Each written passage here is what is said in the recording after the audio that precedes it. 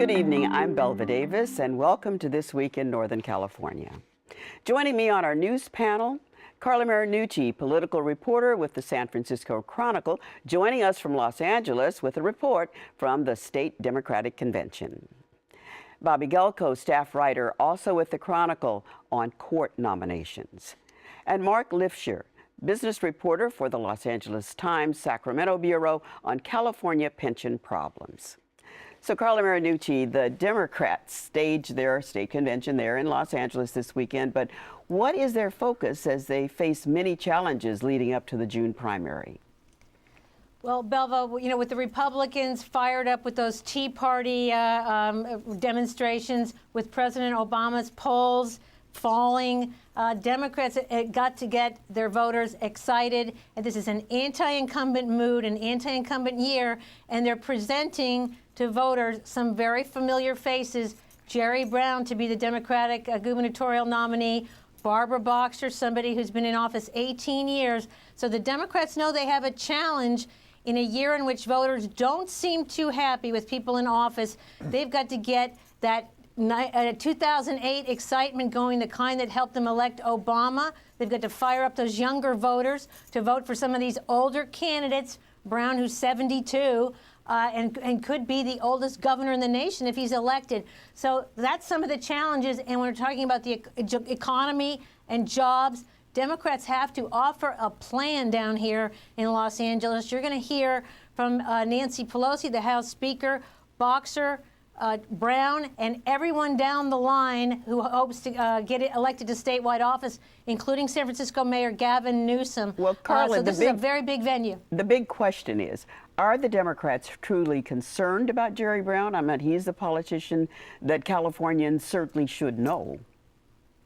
You know, I think what's the concern is from the other side, when you're talking about Meg Whitman already having spent millions and millions of dollars, a record, and looking at $150 million, and Jerry Brown with only $15 million in the bank, Democrats know they've got a lot of work to do. The labor unions are down here. They're going to help them out, too. And the issue, I think, from the Democrats I'm talking to here is the message. What is the message that Brown is going to put forward tomorrow when he addresses these delegates as their gubernatorial nominee? Is he going to bash Whitman, or is he going to present his own answers to some of California's big problems?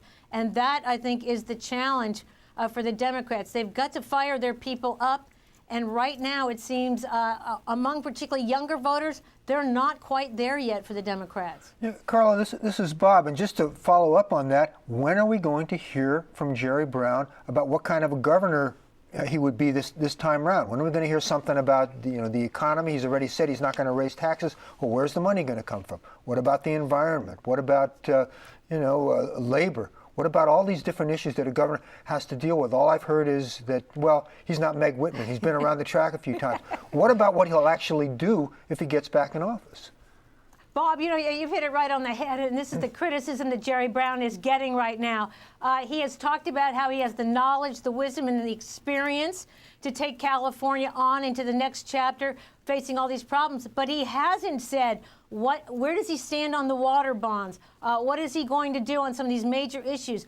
How does he feel about legalization of marijuana?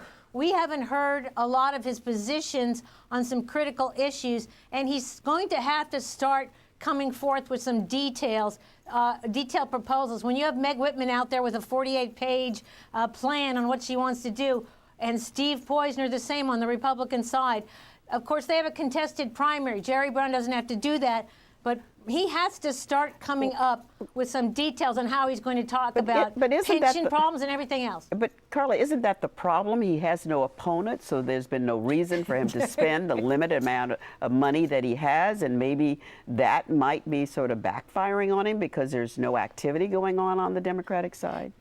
You know, yeah, you're absolutely right, Belva. That is an issue. You know, as we saw in the last presidential contest, one of the things that got Democrats engaged and fired up was that very big contest between Obama and Hillary Clinton. It got them involved. There's nothing like that going on the Democratic side right now.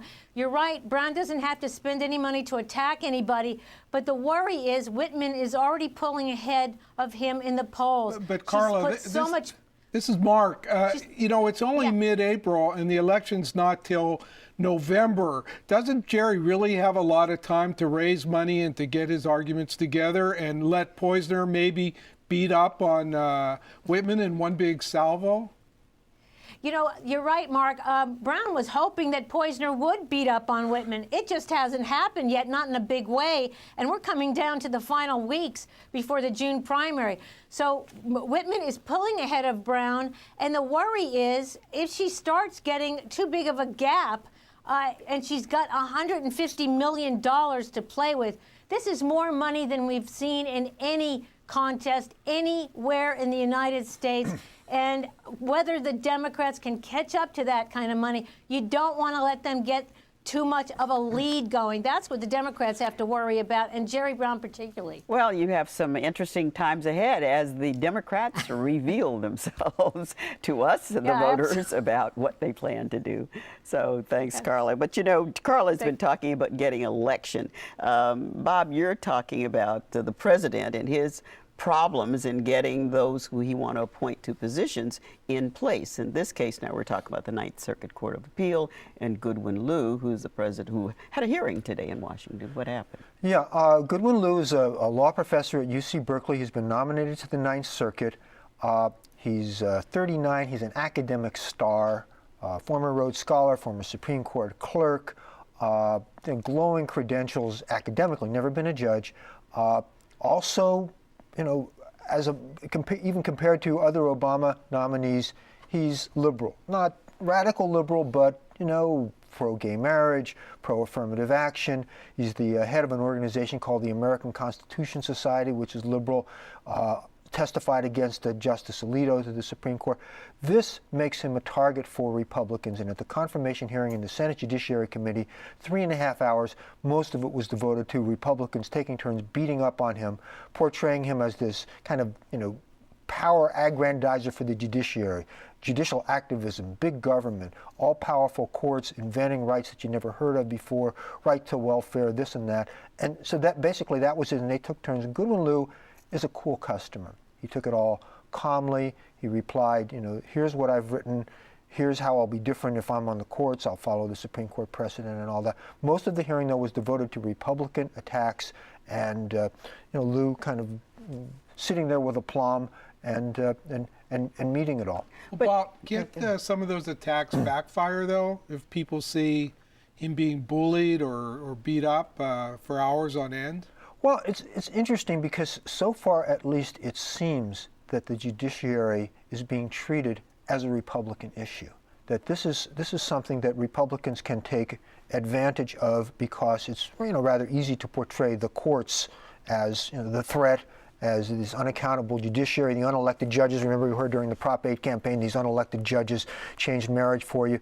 And I think Republicans are treating that. And Goodwin Liu is a pretty good symbol because he is, you know, he's pretty liberal and he hasn't been a judge. And that's the political dynamic so far. The Democrats haven't counterattacked. For example, they haven't yet taken advantage of either, you know, the spectacle of a candidate apparently being bullied, or maybe an unpopular ruling by the Supreme Court, like the recent one on corporate spending. I think Carla has a question for you. Okay, I'm listening.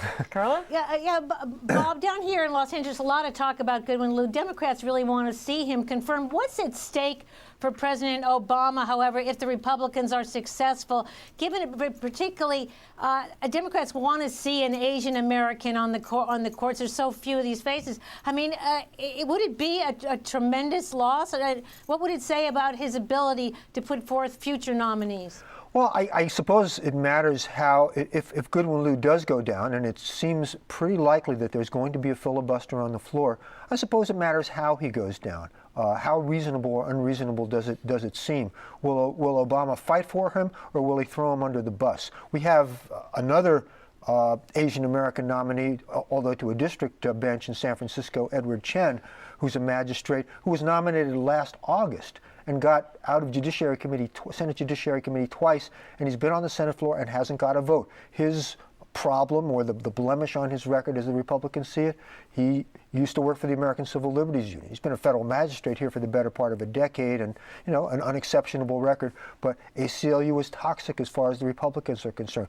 Question is, will the Democrats more or less concede that and not fight for Edward Chan or Goodwin Liu. And How does the president get appointments for those people who left a Democratic trail for the things in which they've supported, which Democrats seem to favor, at least the progressive ones? Yeah, I mean, I think that's a good question, because have the suppositions, the assumptions changed so much that if you are a Democrat for Democratic issues, if you are a liberal, that makes you unconfirmable in the U.S. Senate? I think we may find out with Goodwin Liu and Edward Chan, and we certainly may find out with whoever the president selects for the Supreme Court, because Justice Stevens, of course, just announced his retirement, and will get a nomination, presumably within a few weeks. What if they mobilize the Asian community in some cities, like here in California, San Francisco, East Coast cities? They have a lot of clout and a lot of money, and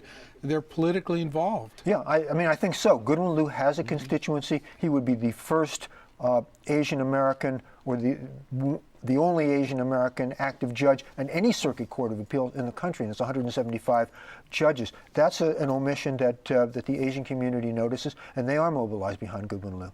All right, lots of activity on the courts, but there's also been lots of activity right here in our state in Sacramento as it concerns the pension plans for large groups. The world's, I guess, largest pension plan, CalPERS, has been in difficulty for months now, and the problems become more complex as we've looked at it. So, Marc, tell us, yes, what about Belva, CalPERS? you don't normally think of public pension funds as something that's very interesting or very intriguing, but that's what's happened in California, where we have the Public Employees Retirement System. It's the nation's largest public pension fund, has over $200 billion, and then we have a smaller teachers' retirement system that's about $130 billion. And they kind of exploded into the news last fall when a series of political corruption scandals and enforcement actions by the Attorney General Andrew Cuomo in New York State raised the issue, and people began looking in California at the activities of these so-called placement agents, who are middlemen who help big private equity funds get billions of dollars worth of business with CalPERS. And when CalPERS finally gave out information about these deals, it turned out that one LA Republican former board member, a fellow named Alfred Villalobos, received more than $50 billion in commissions. Million? Oh, million. Million. Okay. $50 million for putting together this deal. Yeah.